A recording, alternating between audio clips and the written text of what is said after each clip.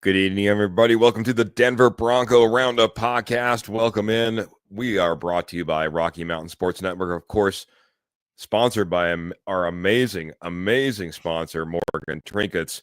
We'll get to all of that maybe a little bit later, man. But first, we got to welcome you in. It's a fantastic Friday night. We're jumping in here talking a little bit of Denver Broncos. We're going to be going over just all the losses.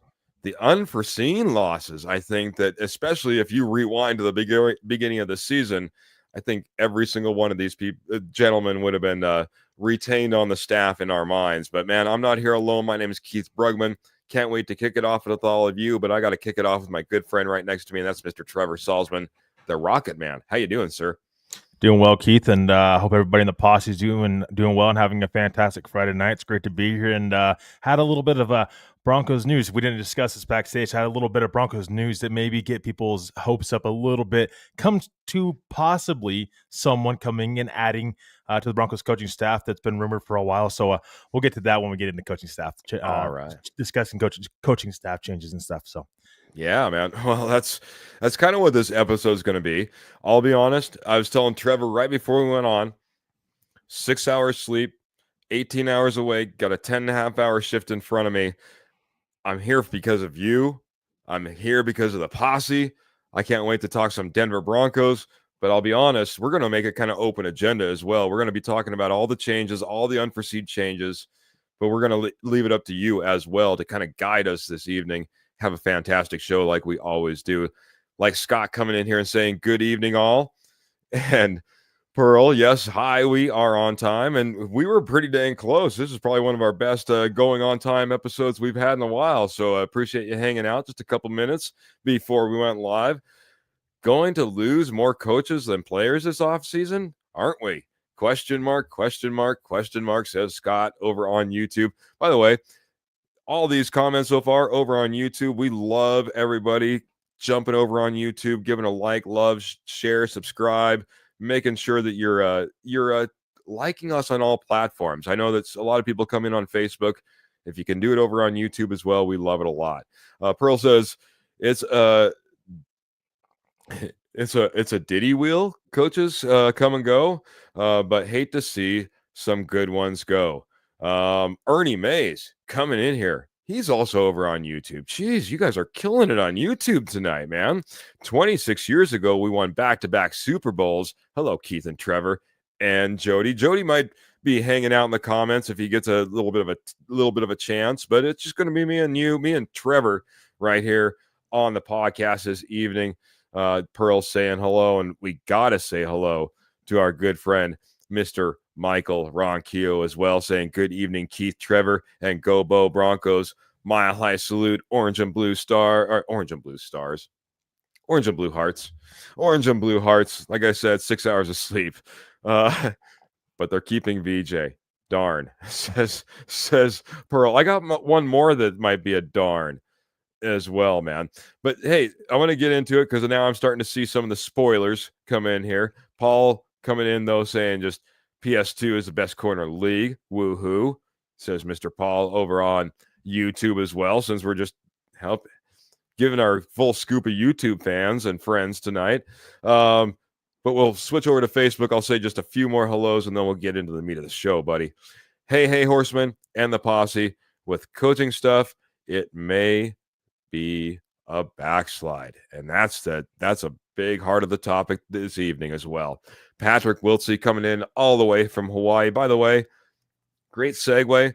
Patrick was over on the K&K Sports Show, and man, Patrick killed it.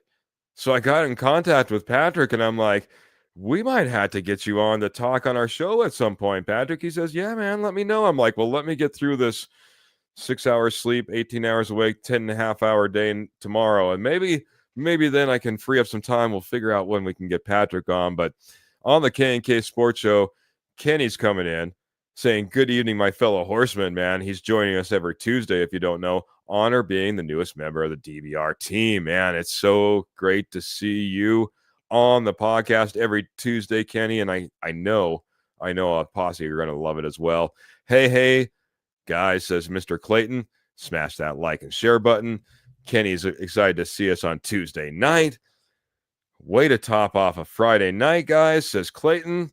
And thank you, Clayton. Thank you very much for joining us, being a part of the posse. We're going to get rocking, man. Oh my gosh, you guys have just been killing it in the chat tonight. I gotta take a time out. Gotta take a time out. If not, we'll never talk about our topics, man.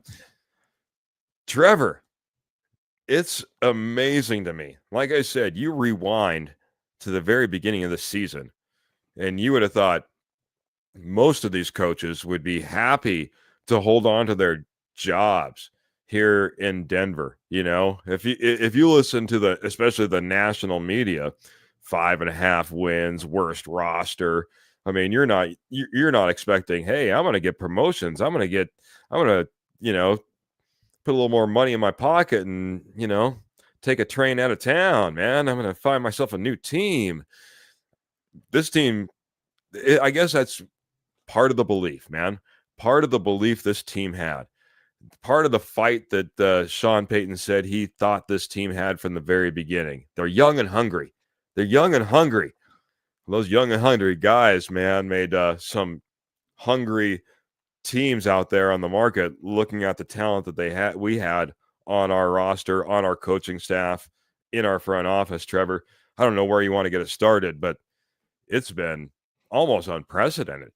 Yeah, absolutely. And then we'll just start off with Mr. David Shaw, because I believe last episode we ended up covering all the rest of the head coaching, or not head coaching, I should say, just coaching changes in total. The Broncos staff in total is just going through a lot of different, coaches and different people kind of coming in and out.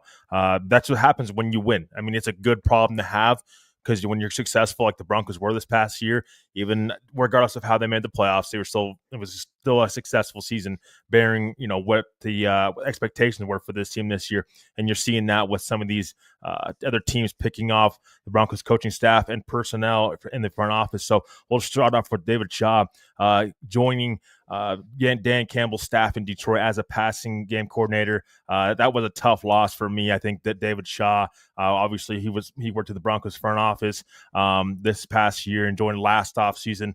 It's a pretty big loss to the Broncos, I think, when it comes to David Shaw's experience. I thought, though, Keith, with David Shaw, that he would get back into coaching at some point in time. So I think he took a year off and decided to go back. Great opportunity with Morton, the OC there in Detroit, now former on the Broncos coaching staff as well. So a former coach on the Broncos coaching staff as well. So that's one of the news, coaching news we heard this week. But we just came out 2 hours ago that Darren Rizzi is likely to be the Broncos special teams coordinator. This is coming Ian Rappaport of NFL Network reporting this as the Saints are zeroing in on Kellen Moore as their head coach, and it's unlikely, but you never know that Rizzi returns to the Saints coaching staff. Yeah, Michael Ronquillo came in here. He was busting that news early before we got to it, man. That's why I said we're starting to get to some spoilers in the comments, man. But I got to give it to Michael jumping in here and talking a little bit about what we've been talking about.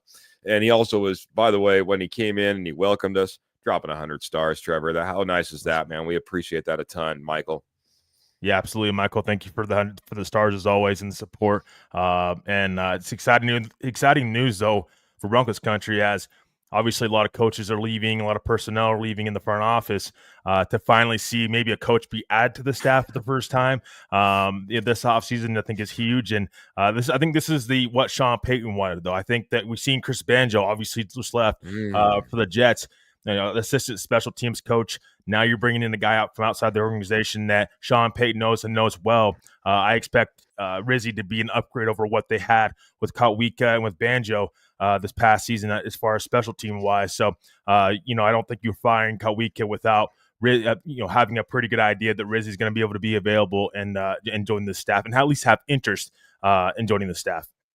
Yeah, fair enough, man. We haven't let go of a whole lot of coaches. And like I said, when it came to special teams, probably the most surprising one that we let just walk out the door and say, here's your banker's box. I think you know where your desk is at.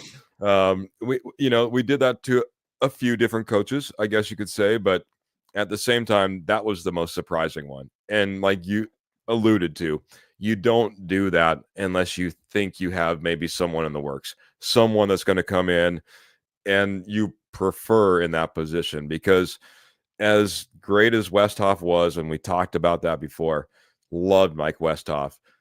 Honestly, I was still surprised that Kotwika was a guy that we moved on from. I didn't think our special teams did all that horrible. But, when you have a guy in the works, and like I said, you alluded to, then, it changes things a little bit.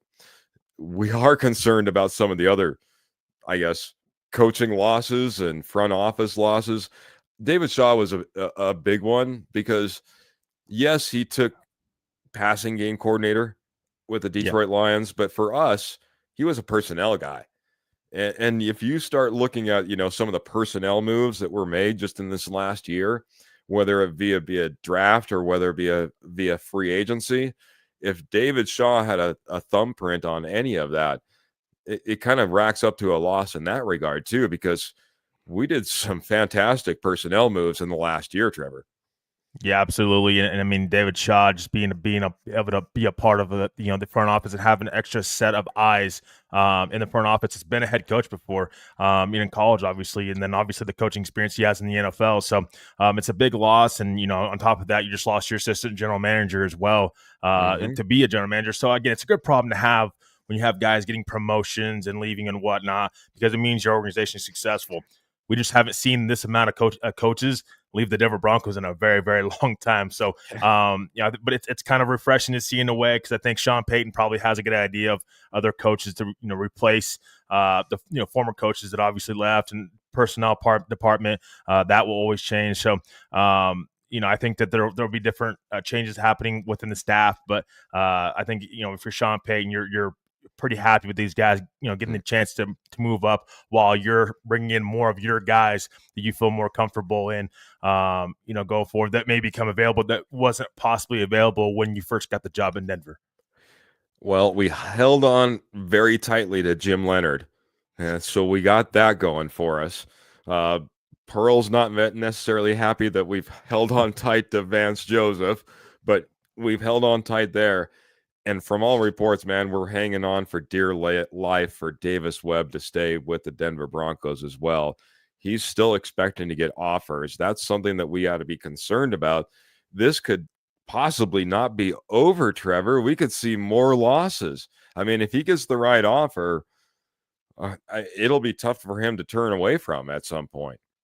Yeah, I think so too. And the thing is though with me, see, I don't know if Davis Webb and Jim Leonard are going to get those opportunities this year because those guys they're pretty new to the coaching ring in the NFL. And I think that maybe another year, like next offseason from now, I think there's a good chance that the Broncos have success. We could see those guys either need promotions within the Broncos organization or they're going to be moving on and getting promotions elsewhere. So I think it's still a year too early for those guys. But Mm. you're right, Keith, that's something to definitely keep an eye on going forward. And also, we mentioned this last show, Darren Moogie, obviously just being hired with the Jets, he could possibly take some personnel in the front office with him along in New York as well. So that's something to watch too. So yeah, the coaching, and the staff movement around Dev Valley and Broncos organization may not be over with. Yeah, absolutely. Say hello to a few more friends like Mr. Phil McLaughlin coming in saying, "Good evening, Keith and Rocket Man. Gonna be fun in the draft this year." Hey, we actually have a first round pick. How about that, Phil? Phil's dropping stars. He's already excited for our draft, man. I know our draft is gonna be off the hook this year. We're already getting some pre planning done. Can't wait for it as well. But dang right, a first round draft pick, man. It's how nice is that? And all of our basically draft picks, we have a full allotment at this point. We haven't given up any, man. Yeah, and you have a quarterback to build around. Hey, hey, how about that, man? You're not just out there searching. That's one thing I got to say. Davis Webb, just kind of getting back to what we were just talking about, man. Here's a guy that lived through, the Russell Wilson all the way into Bo Nix, was there for Bo Nix. I mean, this guy's going to get interest. This guy's going to get interest, and I think there's still possibilities out there for him. Don't count it out, even this season. This staff is being plundered, and a guy like Davis Webb, who's been with this organization now for a few years, I absolutely think could be still yet another loss that we could see this season. Jim Leonard, he's basically committed back to the Denver Broncos. So that's cool. That's cool. We got that one locked down. Kenny Kirkpatrick coming in saying, my question for Keith and Trevi, are there concerns that the coaches are leaving and taking other positions as opposed to staying like Ben Johnson did last year, Cliff Kingsbury did this year, and having to change staff with a very young team? Sorry, that was long. What are your thoughts, man? Because you do usually see a little bit of, continuity. Hey, we want to stick with it. We want to see this out. We got a young team. They're doing well. We overperformed. Is there concern that these guys are jumping a little bit maybe too soon? No, I mean, I think the Ben Johnson situation is different because, unless there was a right situation, head coaching situation, he wasn't going to leave that talented Lions offense. And I think what these guys this year is they're getting promotions and they're leaving it, and that's a really really good thing. Like Darren Muga getting the GM spot. He was an assistant GM, worked his way up throughout the Broncos organization. Johnny Morton ends up being the OC in Detroit. Declan Doyle ends up being the OC with the Bears. He was a tight ends coach. So I just think that these guys are getting promotions, and I don't think that you never know when opportunities are going to pass you by. So these guys, whenever they get those offers, I think they have to think seriously and very, very hard on taking those offers and taking promotions. And I think the Broncos right now, this is why I kind of push back on the whole Jim Leonard and Davis Webb possibly leaving, is because I think the Broncos want to make it a priority to keep those guys around. So letting these other coaches go and get promotions elsewhere leaves room for Davis Webb and Jim Leonard to get promotions within the Broncos organization. I'm going to rephrase what Pearl has to say. She says the Broncos have to match the offers.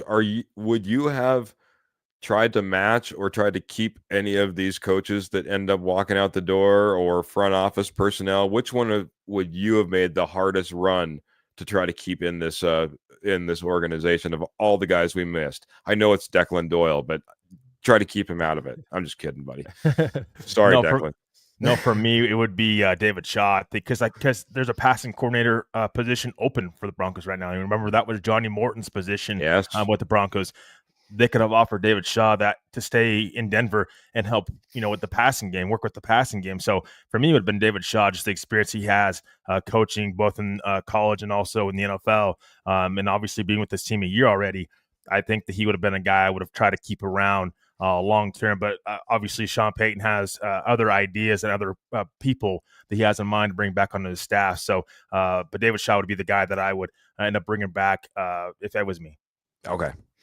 Very good, man. I think that's fair enough, man. That's fair enough. I mean, I love David Shaw. I was surprised that he didn't get more opportunities sooner. I was elated when he ended up coming on to the Denver Broncos, and I'm saddened that he's gone, man, because I do think he has some thumbprints on this personnel in this last year, and just in that alone is something that we value.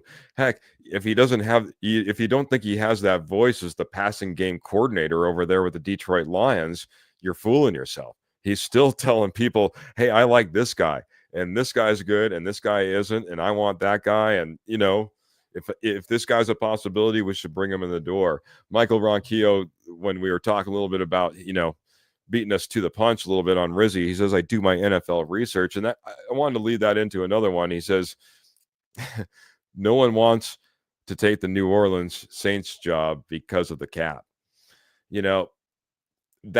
And he's doing a little backwards of what I was talking about. Davis Webb possibility that he could be an offensive coordinator for the New Orleans Saints, and that's been rumored.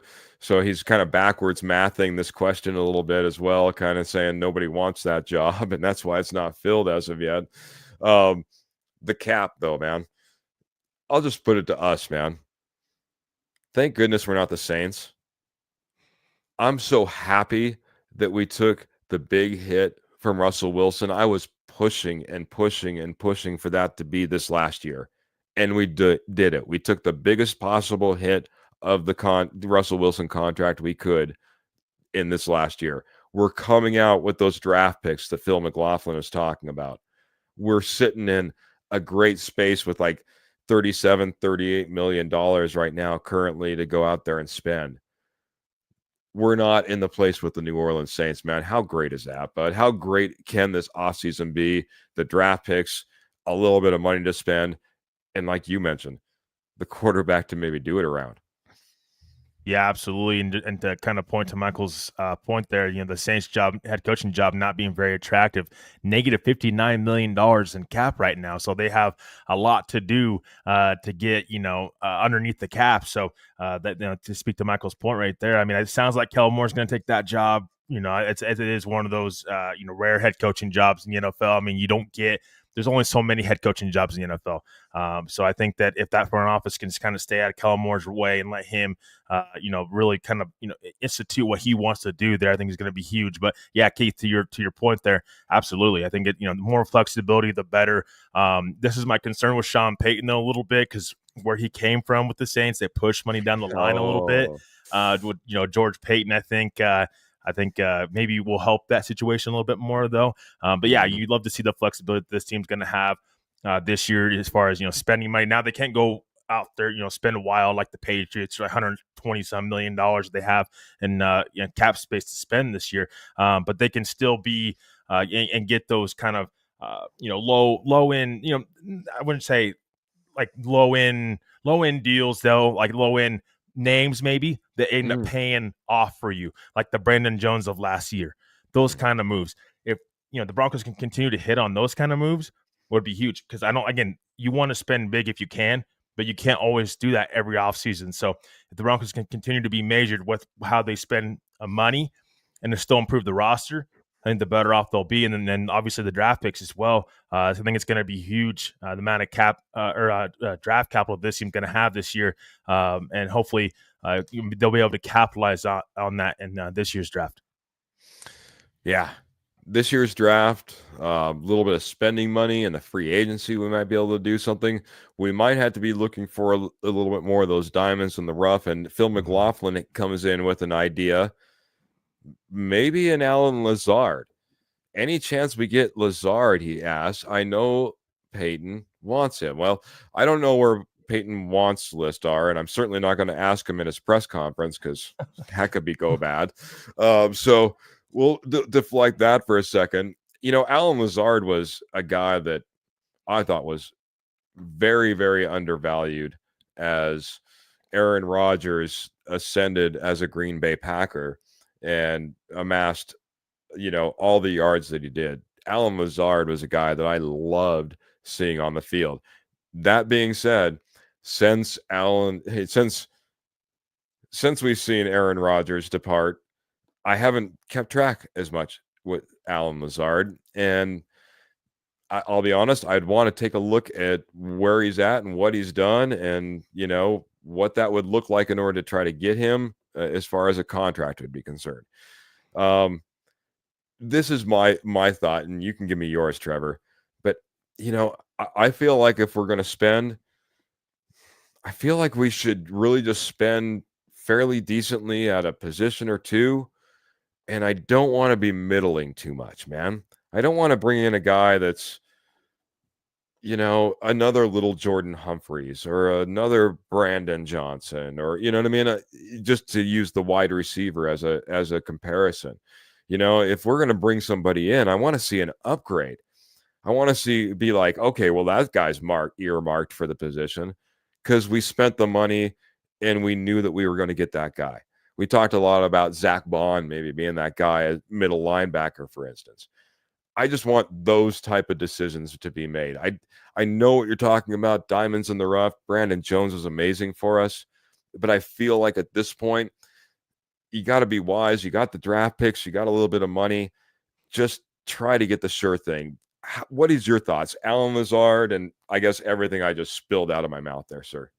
Yeah, I mean, Alan Lazard, I think there's no secret that Sean Payton has been interested. The Broncos have been interested in Alan Lazard, I think, dating back before he even signed with the Jets. I believe Sean Payton's first year, there was reports out there that the Broncos had actually offered him a contract, but he turned it down. So Mm. I think there's been interest for a while. Would I target Alan Lazard? I agree with you, Keith. I don't think I would. I mean, he's 29 years old. He'll be 30 going into next year. So That's in so. December, actually. So I just don't know that what he adds to this team that you don't already have. I'd rather see the young guys play. I'd rather see Troy Franklin. I'd rather see what Marvin Mims, have to offer. Devon Vele.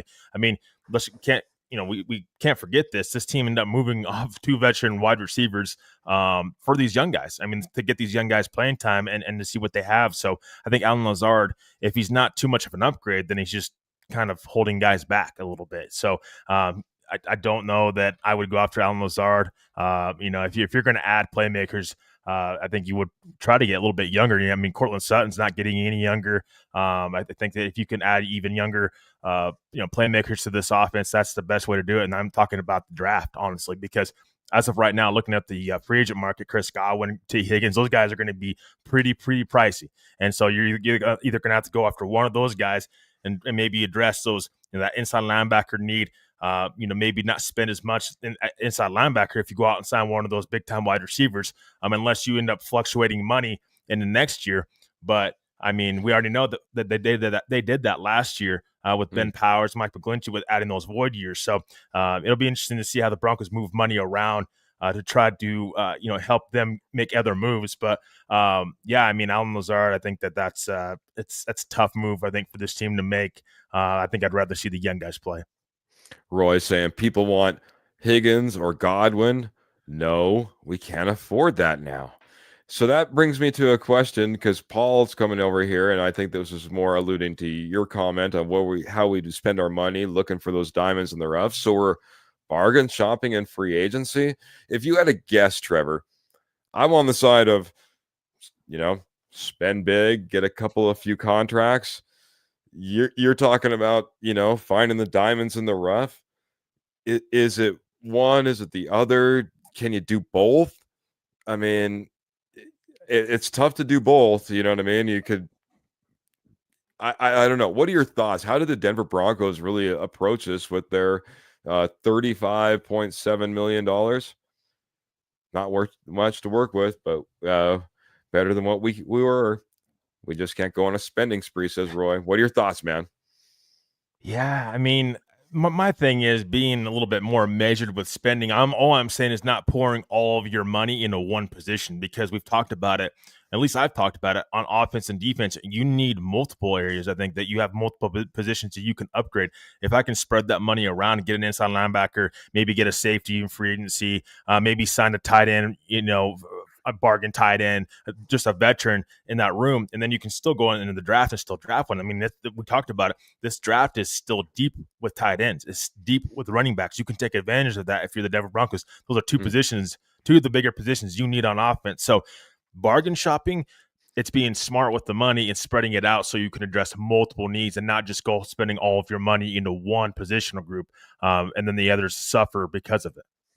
Well, I hope you're ready to find all this value in the draft, buddy, because from what it sounds like, you and Kenny Kirkpatrick are going to do your first live mock draft show Monday night, 9:30 p.m. Eastern time. That would make it 7:30 p.m. Mountain time over on the K&K Sports Show. This Monday? Yeah. I hope you're ready, buddy. Hope you're ready. You want to talk about it all? You ready? Yeah. Yeah, absolutely. I mean, I don't know quite yet who I'm going to have mocked to the Broncos, but I think there'll be Mm. some surprises in there, and hopefully it can make Broncos country happy with my selection. Yeah, absolutely, man. We saw some mock drafts flying in the back chat from Jody. I think that one would make a few people pretty dang happy, and in Colorado, in Broncos country. Um, Pearl's wanting us to do a little bit of both. Go out there, spend a little bit of big, maybe also try to find those diamonds in the rough. I feel like you can do that. Maybe get 3 players, maybe 4. You only got 35 million.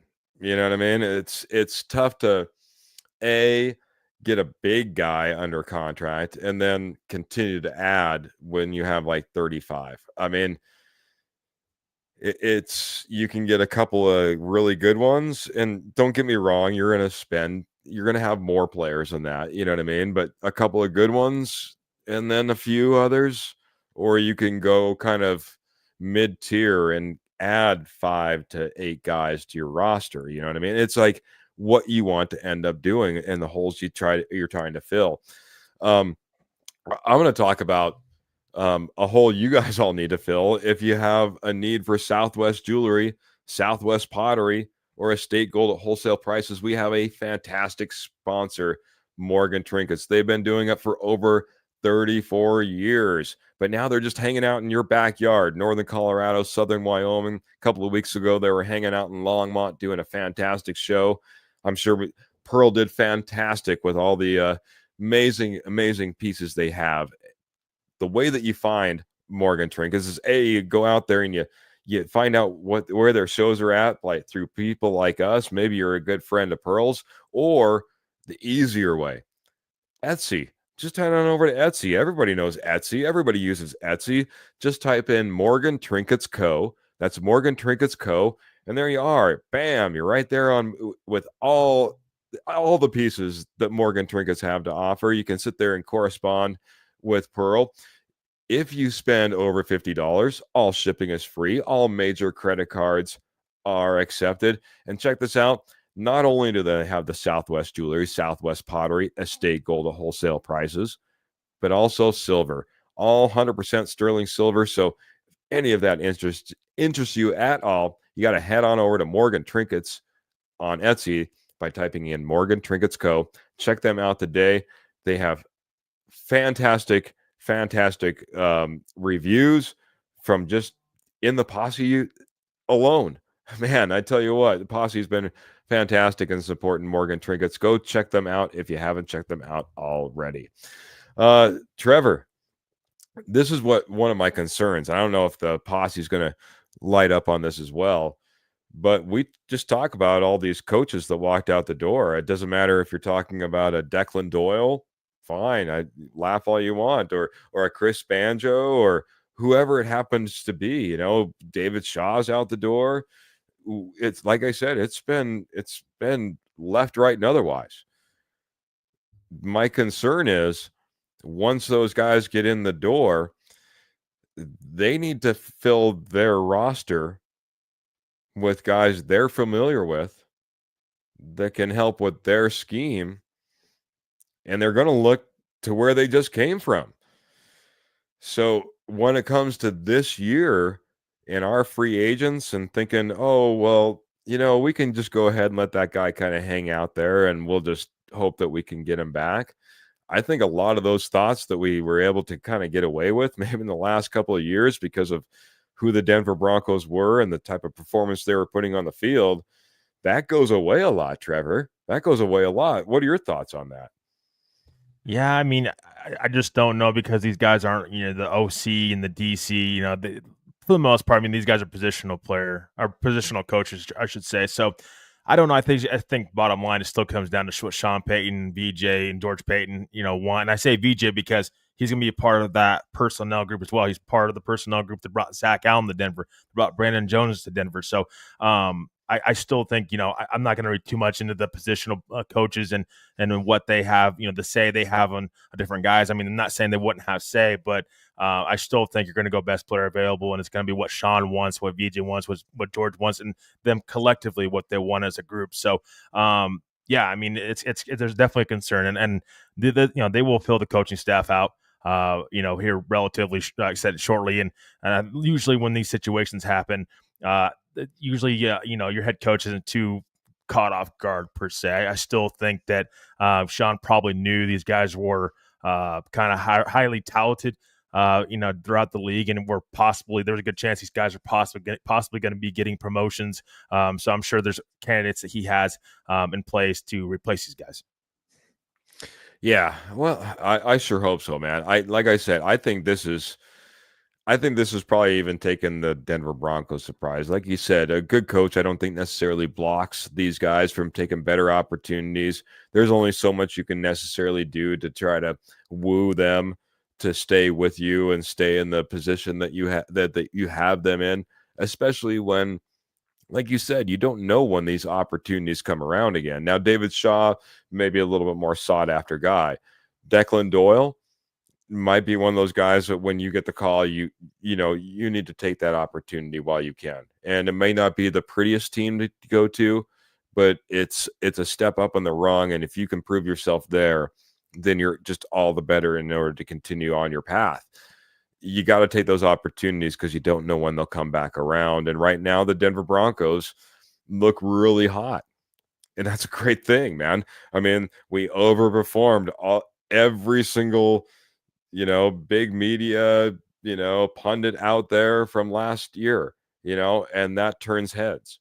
Yeah. What they were able to do turned heads in all these different positions. Tight end, maybe not as much, but it for at least for Broncos country, but it turned heads for somebody. And sometimes it's working with what you have. One we talked about all these losses, Trevor. The one that I'm still surprised on that we still have retained our running back coach and Lou Ianna. It's Ianni. I'm sorry, Lou Ianni. That's if I was to earmark guys that may not be able to keep his positional coach job at the end of the the beginning of the offseason, end of the regular season, that might have been the guy that I was maybe looking at, just because again we didn't seem who look like who we put back there. We suffered in performance. We didn't necessarily get any eye-turning, eye-popping, huge runs or, just continued success from any particular running back. At times there was some fumbling issues from these guys. So, the guy that's maybe and I'm not calling for anybody's job, but No. believe me, that's not the point of this at all. But, again, you kind of rate where you think guys are stacked on a staff. And I wouldn't have necessarily put our running back coach, necessarily that high. So, it's funny how things work out. Some of these guys are getting, moved out from the organization, Some of these guys are getting great opportunities. And some of these guys are sticking around, maybe I'm kind of like Pearl, who's like Vance Joseph is here, darn. And I'm like, Lou Ianni is here, darn. It's like, it was surprising to me if any of them that is still here. Yeah, I mean, and there still might be more changes, to the staff. I wouldn't be surprised if there's more staff changes to the Broncos, going forward. I mean, not necessarily just, guys getting promotions around the league, but we've also seen guys get fired too. I mean, Greg Manuski got fired, the inside linebackers coach. So it's, no one's job safe in the NFL per se. You can get fired at any point in time, being how bad the running backs were. Yeah, I mean, I wouldn't be surprised if they did make a change there. But Keith, what's interesting about all these hirings? We talk about relationships in the NFL. You know what the biggest thing that stands out to me in this whole kind of Broncos losing their coaches is to me? It's Dan Campbell and Sean Payton's relationship together. Because I say that because Darren Moogie, Aaron Glenn back to Dan Campbell, Johnny Morton back to Dan Campbell, Declan Doyle, Ben Johnson back to Dan Campbell. So a lot of these coaches and personnel staff, they have connections. Connections are huge in the NFL. and that's to me just stood out as these hirings were happening and promotions were happening. And obviously, just now with David Shaw going to Detroit, that's a Dan Campbell, Dan Campbell move. So Dan Campbell, Sean Payton have that relationship and those connections together that get other people promoted and other people jobs, and you're kind of starting to see that that line right there, and that kind of that bubble, that circle of trust right there between those guys. So yeah, that's just kind of one of those things that stuck out to me. Looking at all these promotions and guys and head coaches and coaches getting their jobs around the league. Yeah, it is amazing if you go back there and you start connecting all those dots that align. I mean, there was a guy that it was like 3 years ago now, Caden Davis. He was a guy that we had on our staff. He was with the Detroit Lions. He was with the Arizona Cardinals. He did a little UFL. But now that you said that, it made me think, did he get his opportunity over there in Detroit because of some of the, the cross reference between the Denver Broncos and the Detroit Lions? I mean, let's face it, Tim Patrick, was swooped right up at the Detroit Lions. If you didn't think Johnny Morton had anything to do with that, he's sitting over on the Denver Broncos staff, and letting his guys know that he worked with over in Detroit, saying he's worth it. Josh Go out Reynolds. there. Josh Reynolds coming to the Denver Broncos. I mean, yeah, we'll just trade a few guys every now and then. That's might be how it works. Few more questions, man. Phil McLaughlin says, what do you guys think about getting linebacker Zach Bond if he makes free agency, man? I'll be honest, I want to see a little bit more tape. I did obviously watch him in the last round of the playoffs, and played pretty dang well. But one game can't make my my decision for me. I gotta watch a little bit more tape before that. You got any thoughts? I mean, I'm the guy who's out here saying, banging the table, spend big, spend big. If we were spending big, is Zach Bond the guy that you go after? And then for you, do you think he's worth it even in your scenario where you think we need to be measured? Yeah, I mean, I'm not exactly sure what his market's going to be and how much money he's going to get paid. He's going to get paid big money, no doubt about it. And he's kind of he has that Sean Payton connection back from the Saints. He used to play for the Saints before he went to the Eagles this past season.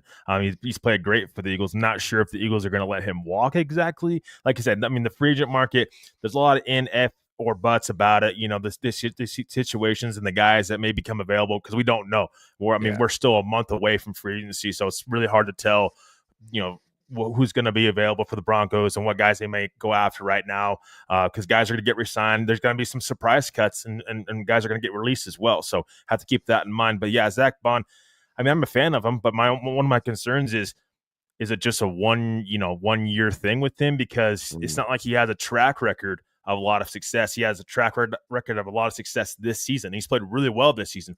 Beforehand, let's be honest, nobody heard about Zach Bond. No disrespect to him. He's playing great this year, but I mean, it's just you have to be measured with that and not overspend, because the last thing you can do for the Denver Broncos is overspend for an inside linebacker that just isn't the same guy that he was the year before.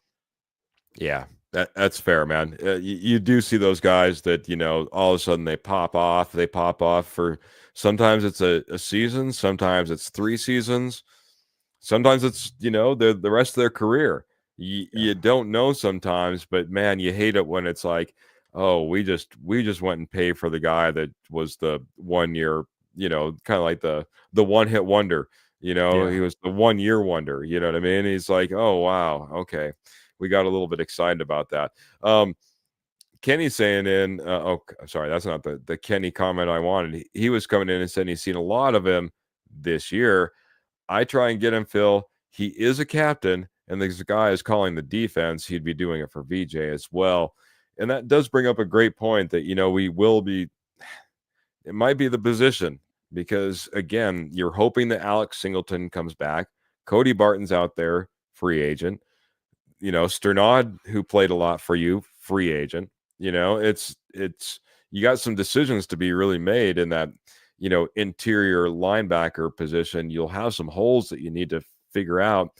And in some ways, you're hoping that Alex Singleton comes back, and at the same time, you're probably also having to renegotiate his contract and hope that you can come to terms on that with Alex Singleton as well. So it seems like we got a lot of balls up in the air in this juggling act that is the interior linebacker position. Yeah, absolutely. And I was just looking at Keith, and Zach Bond was mainly a special teams guy before he even came to Philly. 83% of his snaps that he played was on special teams. The year before he got to Philly, he played 95% of the snaps this year for that Phillies defense. So you wonder, is it more of a scheme thing with Zach Bond, or is it, is he really truly that great and he just kind of hit his stride and at this point in time in his career? So I agree. I mean, the 1 year wonder thing is one of those things you worry about, and if the Eagles let him free agency, what's the reason they're letting him hit free agency?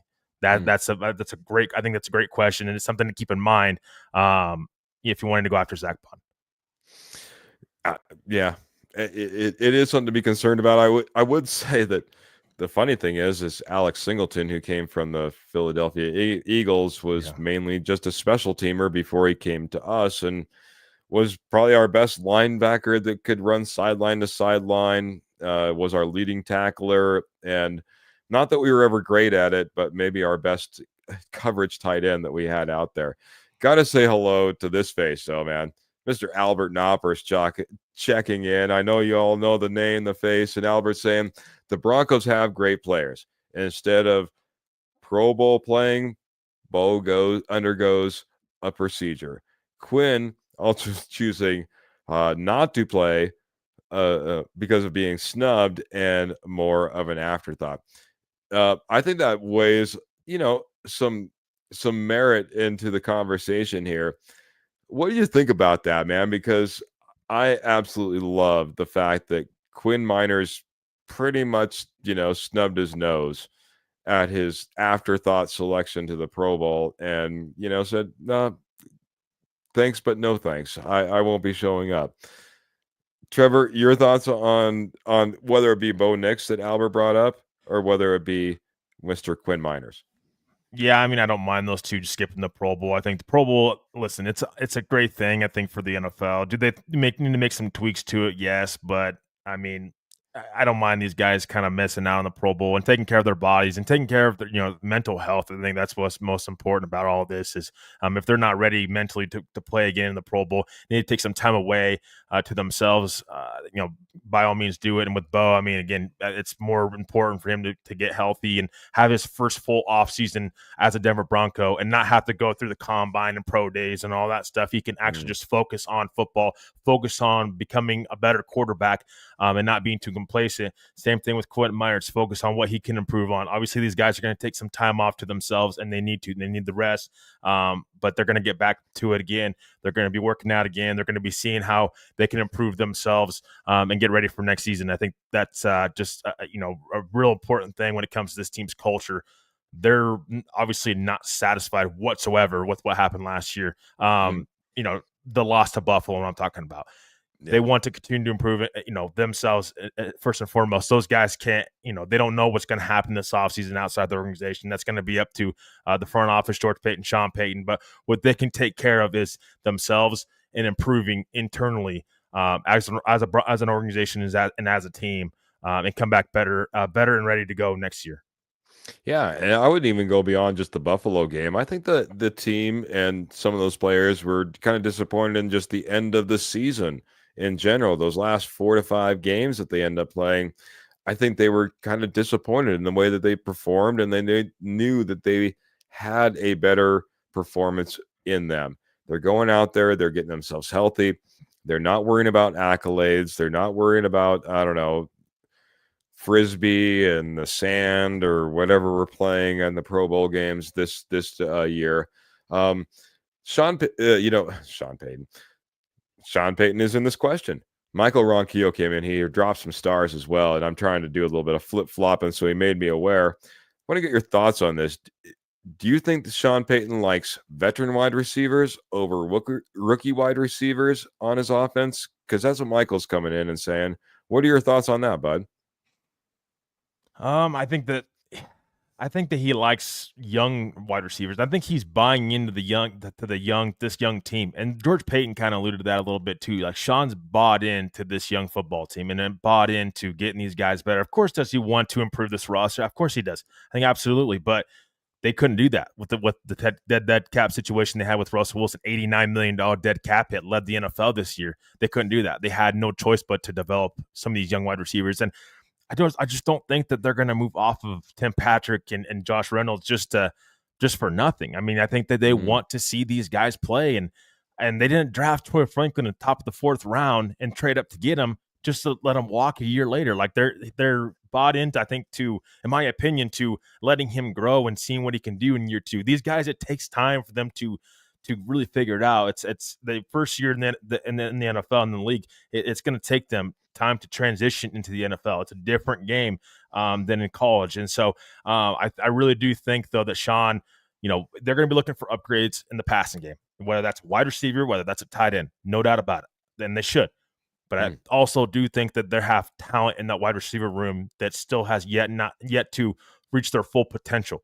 And I'm talking about Devon Vele. I'm talking about Marvin Mims, talking about Troy Franklin. I mean, Devon Vele, he compared Devon Vele to Marcus Colston, a very capable, good wide receiver with the Saints. I don't think he's making that comparison if he doesn't see something special in what Devon Vele can do.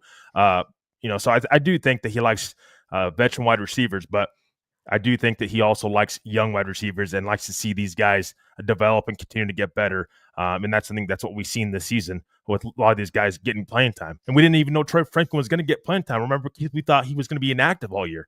Yeah. That was our thoughts, that he would take that Marvin Mims role, where it's like, well, we're not going to see Marvin Mims for the first year. We'll have to wait. Well, Troy Franklin, we're going to have to wait. We didn't expect that. It does make for probably one of the most intriguing positions in this offseason, because it's the one that everyone's out there saying, well, we need to maybe take a look at T. Higgins. We need to take a look at Chris Godwin. We could really reuse another great receiver, pair him up with Cortland. Man, Bo Nix, who knows what could happen, right? And then at the flip of the coin, you have Marvin Mims, you have Troy Franklin, you have the emergence of Devon Vele and the way that he's actually being talked about by his own head coach. Are you going to go ahead and push these guys down, push these guys out, give them less opportunity in order to bring in the guy that's supposed to be the guy? That's a big decision to make as far as the future of your organization. Do you set these guys back? Do you make them, just a tradable asset because of the other, piece that you just brought into the puzzle? It'll be a big decision. I think that wide receiver is one that's going to be very, very intriguing as we go through this offseason, man. Got to say another intriguing thing. If you're looking for Morgan Trinkets, next show, end of February, Golden, Colorado at the Gem Show. So take a look at that as well. But thanks, Pearl, for coming in here and letting us know when we can check you out next. Boy, got all these comments. Got to get to just a few more. Good evening comes in from Karen over on YouTube. Good evening, all. Did you see that the ref in KC Bills game was suspended for poor referee calls? I'll be honest, Karen, like I said, been running with my hair on fire and not getting enough sleep, but that's some news I hadn't seen. So I'll see what I can find out. Maybe it's on our next episode. We'll be talking a little bit more about the refereeing in the NFL. That being said, thanks for chiming in and being a part of this all. Trevor, I'm searching through to see if there's anything that just pops out, but I'm not seeing anything. I know that this might be a good lead-in for what we kind of have going on, maybe in our next episode. I know that we were talking a little bit about Senior Bowl. We were talking a little bit about the Shrine Bowl. Sorry, trying again. Those hours of sleep are deprived, but I know that you're looking at a few different players, whether it been in the Shrine Bowl or the Senior Bowl, that are intriguing to you. Maybe just drop a few names, because I think we'll be talking a few more about those in Tuesday's episode as well. your thoughts, man, and then we'll get maybe wrapped up. That'll be the teaser. We'll get wrapped up. We'll get out of here. How's that? Yeah, absolutely, Keith. Yeah, I watched a couple of the Senior Bowl practices this week as well, and a couple guys stood out to me. Mason Taylor, the tight end at LSU, and talk about tight ends. I just talked about tight end depth and a half for a while now. This is a guy I'm pretty high on. I mean, the son of Jason Taylor, a former NFL player. This guy's got football in his blood, Keith. This is, I mean, there's something to be said for players that have, fathers that have, or relatives that have played in the NFL before. I like Mason Taylor a lot and what he's been able to show. He's quick. He's huge. So 6'5", I think in the 255 range, actually. He's a huge tight end with speed, and I'm a big fan of what he's been able to do. That's why, I mean, I'm kind of on the verge of the whole draft the tight end in the first round because, well, they've got this guy in the second or third round that may be the best of the bunch. So, I really do like Mason Taylor and what he's able to bring. Tez Johnson, Bo Nix's brother. I thought he showed out real well. At the Senior Bowl practices this week and was beating guys left and right. Has a lot of speed. I think that he really raised some eyebrows, I would say, this week with his play, being able to get the separation. He was, able to get the speed that he brings. He plays into the slot. I wouldn't be surprised if Sean Payton, the Broncos, maybe at least looked at Tez Johnson. This year I think they would be it'd be a little crazy not to look at him and what he's been able to do. So those are just a couple guys that I had. They were able to that I really caught my eye. Again, I still have a lot more film to watch and a lot more to break down. But Mason Taylor and Tez Johnson were two guys that really stood out to me at the Senior Bowl practices. I think those are two guys that teams are going to be high on, and we're going to hear more about heading into the draft. Phil has a great question, man. I'm sitting here. I was trying to rack my brain to last year. At what time frame does the NFL announce the new cap number? Of course, we've been seeing record increases. Right now we're sitting at that 35.7, I think, as it is officially, at least according to some sites. But, who knows? That could increase by 5, 8, $10 million. Who knows with the way the NFL has been growing? I will say for everybody rooting against Taylor Swift, maybe that's one thing that she was able to bring to the NFL was more revenue and more cap space to every single team. Is it? I was going to say, is it like late February, early March? I want to say. It's like it was last year was the 23rd of February. So like late February, right before March, I would imagine they're going to announce something. I think right now the projection is like 275 is what we're projected cap wise. So I mean around the NFL. So it's going to be interesting to see. But yeah, that's usually the time when they end up announcing what the NFL cap will be for any coming season. And Scott, just to confirm, Trevor, Monday night show on the K&K. One more plug before we get out of here. It's a great opportunity. We got to wrap up, maybe get out of here. Maybe do that and then say your goodbyes, and then I'll get my goodbyes, and we'll say good night to everybody who's just made this an amazing show. I came in here, knew that we didn't have the best agenda plan, but I'll tell you what, all the comments, all the questions, amazing, man. When are we going to get able to see you next, Trevor? Yeah, so you can catch me and Mr. Kenny Kirkpatrick on Monday night. I think we said 7:30 Mountain Time, I believe. We're going to be doing our first mock draft show of the year. We end up doing a couple throughout the offseason, because things change, guys, throughout the offseason. I mean, right now we're in the early stages of the offseason. We have yet to see the Super Bowl be played. Things will change. Guys will get released. Trades will happen. So we try to kind of spread those mock drafts throughout the offseason at different points in time. So this will be our first one of the offseason. So you can catch me and Mr. Kenny Kirkpatrick, the other horseman, a part of our team now at DBR. But you can catch me and Mr. Kenny Kirkpatrick and Graham Tika on Monday night, 7:30 Mountain Time. Our first mock draft, first round mock draft, I should say. But come hang out with us and ask any questions you want, and it's going to be a fun time. Scott, thank you for mentioning that, and thank you for everybody who is mentioning that and for clarifying that with us. But no, again, appreciate everybody tonight. Just being amazing. I mean, we love doing this for you guys, and No matter if we get 6 hours sleep, 1 hour sleep, we're going to be here, for you guys. And so just really appreciate everybody and hope everybody has a great weekend. Maybe you're going to watch the Pro Bowl, maybe not. Regardless, stay safe, stay warm, and we'll see you guys next week. And hope everybody has a great weekend. Thank you all. Go Broncos. Absolutely.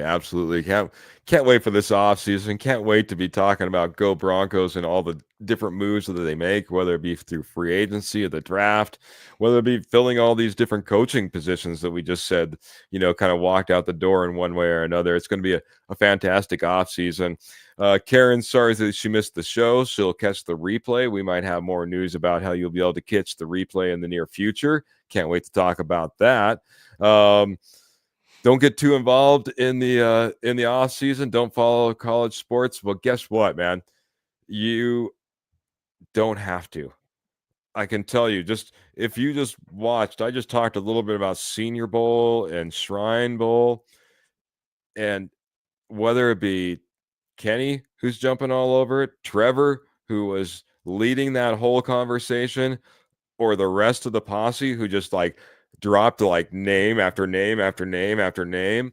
We got you covered, Karen. We're going to come in there. We're going to have all the pieces, all the parts. You don't have to watch all the college games. We'll tell you who those athletes are to watch out for, look out for, and that may be those big playmakers for the Denver Broncos in the future. I'd do it by checking out the K&K Sports Show on Monday night in that mock draft, because I think a lot of great information is going to check out of that, come out of that's what I meant to say. Come out of that episode. I think it's going to be a fantastic one. I'm going to try my best to be hanging out in the background, maybe just learn a little bit of information myself, because these guys are absolutely amazing. John Ross just comes in and says, excuse me, today is my birthday. I'm 36. Thank you for my birthday, and thank you, John Ross. It's a name I haven't seen in a while, and I'm glad that you're coming in here, and I'm glad it's your birthday, man. Happy birthday from all of us here at the Denver Bronco Roundup, and everyone in the posse as well. But that being said, man, we do got to get out of here. Please like, share, subscribe, do whatever you possibly can to check us out on Facebook, on YouTube, and do your dangest to help us out. We appreciate it. You guys are amazing. The posse is strong. We've been going at it for years now, and like Trevor said, doesn't matter if we're on 6 hours sleep, 2 hours sleep, we're going to come in here. We're going to rock it for all of you guys. Can't wait to do it again. I guess it's going to be on Tuesday. You can all hang out with Trevor on Monday over on the K&K Sports Show. And man, again, just another fantastic episode. Big hats off to our amazing sponsor, Morgan Trinkets. Thank you so much for hanging with us and helping us out all along the way. Thank you for all the star givers. I know that Michael did. I know that Phil did. And I'll be honest, on a night like tonight, I had a hard time catching up. So if anybody else did, know that we love you. We appreciate you. And every single comment giver, regardless of the stars, thank you for being a part of the posse. We're going to all check you, like I said, next episode. But we get out of here one way only. Make sure you keep those boots in the stirrups, guns in the holsters, and the Denver Broncos in your heart. Till next time, we're getting out of here. Thanks, everyone. Have a great night. Have a great weekend.